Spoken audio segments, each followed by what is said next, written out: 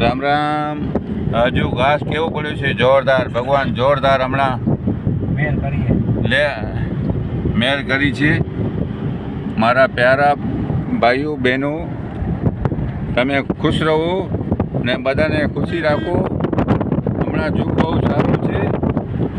જો પહેલાં જમાનામાં માણસો પાસે પૈસા નહોતા, ગાડીઓ નથી. હમણાં તમને મજા આવે ત્યાં ગાડીમાં જઈ શકો ને આ રોડ પણ કેવા સારા છે જોઈ શકો છો, કેટલા સારા છે. આ ગુંદારા છે, ગુંદારાથી અમે નીકળ્યા છીએ. આ બાજુમાં બધી જમીનમાં બાઉન્ડ્રી વાળેલી છે, આમાં કાંઈ ને કાંઈ બનશે ને આ હજી ઘાસ ખરેખર ભગવાનને ધન્યવાદ છે. અને સરકાર આ રોડ બનાવ્યા તો સરકારને પણ ધન્યવાદ છે. પહેલાં ને હમણાંમાં શું ફરક છે ભાઈ બાપુ? પહેલાં ને હમણાંમાં શું ફરક છે ખબર છે?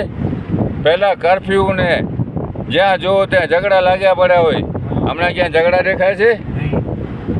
તો ભાઈ સરકાર એવી હોય તો થાય, નહીં તો પહેલાં બહુ ઝઘડા.